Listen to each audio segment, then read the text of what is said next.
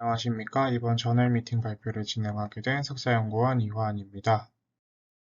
준비한 논문은 Phase Locked Auditory Stimulation of Theta Oscillations During Rapid Eye Movement Sleep으로 저널명은 슬립이며 클리니컬 뉴럴로지 분야에서 Q1 85.15%에 해당하는 저널입니다. 본 논문을 선택한 이유는 최근까지 진행했던 연구와 같이 수면 중 음원 자극을 사용하여서 뇌파 변화를 확인한 논문이었고, 특히 일반적인 연구들은 수면 단계 중에서 널렘 수면 단계의 음원 자극을 사용하였으나, 본 연구에서는 REM 수면 단계에서 세타 대역인 5Hz 음원 자극을 사용했다는 점이 흥미로워서 선정하게 되었습니다. 저 좌측 그림과 같이 여러 단계를 가지는 수면에 대한 특성을 말씀드리도록 하겠습니다.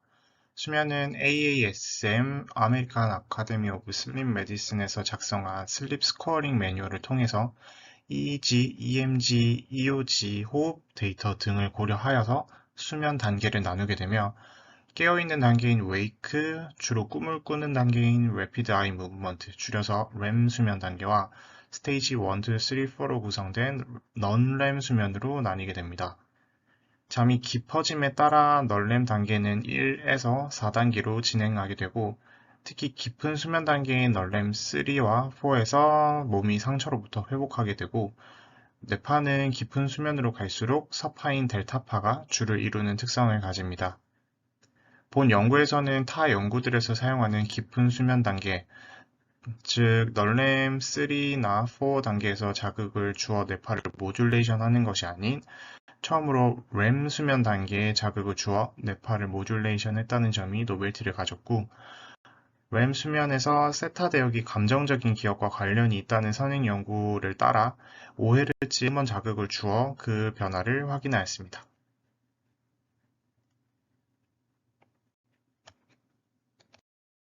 에피소드입니다. 논문에는 친절하게 실험 패러다임에 대한 그림을 그려주지 않아서 아래와 같이 간단하게 실험 패러다임을 그려보았고요. 실험은 총 3일, 일주일 간격으로 진행하였으며, 첫날은 실험실에 익숙해지기 위한 어댑테이션, 나머지 2일은 무작위로 음원을 들려주는 스티뮬레이션 조건과 음원을 들려주지 않는 쉐임 조건을 진행하였습니다. 총 16명의 건강한 일반인을 대상으로 실험하였으며, 수면을 취하기 전후로 네거티브 이미지와 뉴트럴한 이미지를 사용하여 이모셔널 메모리 태스크를 진행하여 REM 수면 동안 들려준 음원에 대한 영향을 확인하였다고 합니다. 메모리 태스크에 사용된 네거티브와 뉴트럴 이미지는 오른쪽 그림과 같이 밸런스와 어라우절 값을 기준으로 선정하였으며, 빨간색 박스로 표기해 놓은 것 같이 높은 어라우절 값과 낮은 밸런스 값을 가지는 이미지를 네거티브 이미지로 선정하였으며, 검은색 박스는 뉴트럴한 이미지, 즉 중간 정도의 어라우절과 밸런스 값을 가지는 이미지를 선정하였다고 합니다. 이미지 셋은 총 60개의 네거티브, 60개의 뉴트럴한 이미지를 가지는 데이터셋을 총 6개 사용하였으며, 음원을 들려주는 스티뮬레이션 조건과 들려주지 않는 쉐임 조건 각각 3개씩 사용하였다고 합니다. 메모리 태스크는 수면 전과 후에 한 번씩 진행하였으며 모두 동일한 과정을 거치는데요. 인코딩과 레코그니션 두 가지로 구성되어 있습니다.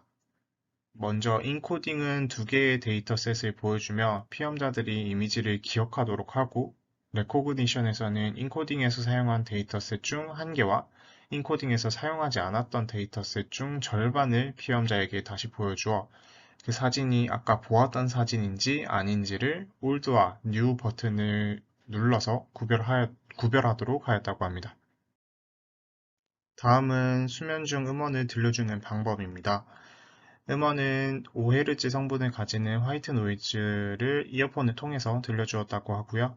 음원이 제시되는 조건은 오른쪽 상단 그림과 같이 수프라 세시홀드 디텍션이라는 기준점이 존재하는데요. 실험 첫날인 어댑테이션에서 측정한 뇌파 데이터를 통해서 피험자 개인별 세타 대역 및 평균 진폭을 계산하여서 오른쪽 하단표와 같이 기준점을 설정합니다. 이후 둘째 날과 셋째 날에 실시간으로 뇌파를 밴드패스 필터링 하여서 세타 대역의 진폭이 설정된 기준점보다 높아진다면 1초 동안 음원을 들려주도록 하였습니다.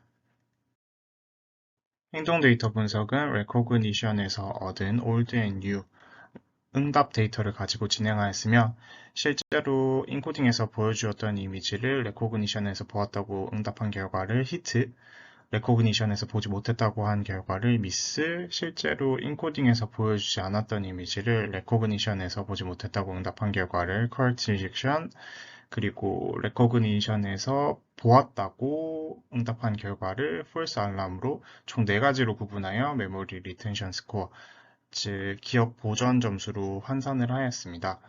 뇌파 데이터 분석은 전체 수면 중 램 수면 단계의 데이터만 사용하였으며 0.3에서 30Hz의 밴드패스 필터링 그리고 몰렛 웨이블렛 트랜스폼을 적용하여서 주파수 분석을 진행하였습니다.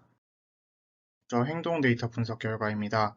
오른쪽 상단의 표와 같이 음원을 들려준 조건과 들려주지 않은 조건 간의 총 수면에 든 시간, 널램 1, 2, 3 그리고 램 수면 시간 총 5가지의 지표에서 모두 통계적으로 유의한 차이를 확인할 수 없었습니다.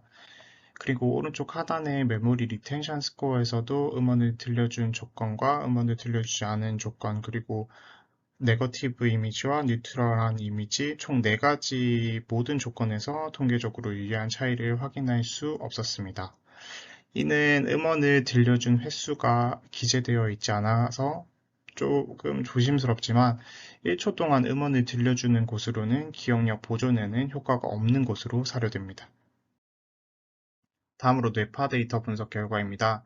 ERP 결과에서는 오른쪽 상단의 그림과 같이 음원을 들려주었을 때 온셋 시점 기준으로 5Hz 성분의 진폭이 상승함을 확인할 수 있었고 주파수 분석에서는 오른쪽 하단의 그림 A와 같이 1초 동안 세타 대역과 델타 대역의 파워가 증가함을 확인하였으나 이후 세타 대역의 파워는 급감하는 것을 볼 수 있었습니다.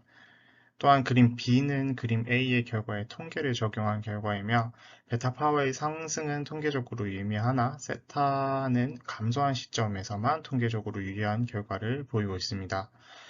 해당 결과는 음원을 들려준 1초 동안은 세타 대역의 모듈레이션을 확인할 수 있었으나 램 수면의 특성상 뇌가 깨어 있으므로 음원에 의해 수면 중 각성이 일어나 베타 대역이 활성화된 것으로 생각됩니다. 그리고 상승한 베타 파워로 인해서 균형을 맞추기 위한 세타 및 델타 대역의 세타 대역의 파워 감소가 이루어진 것으로 생각됩니다. 마지막으로 디스커션입니다. 본 연구는 깊은 수면 단계인 널렘 단계가 아닌 주로 꿈을 꾸는 램 단계의 음원 자극을 사용한 첫 논문으로 뇌파의 모듈레이션 또한 확인하였다는 점이 매우 흥미로웠습니다.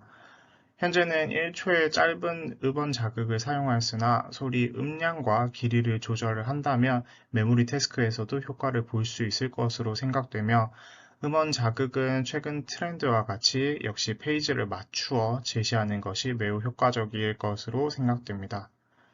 본 연구의 한계점으로는 메모리 태스크를 진행할 때에 뇌파를 측정하여 분석하였다면 또 다른 발견이 있었을 수도 있지 않을까라고 조심히 생각해 보았으며 음원 제시 시점은 개인별 세타 대역을 계산하여 적용하였으나 음원 자극은 그에 맞추어 가변적으로 사용을 하지 않고 5Hz로 고정하여 사용하였다는 점이 아쉬운 부분이었습니다. 이상으로 발표 마치겠습니다. 감사합니다.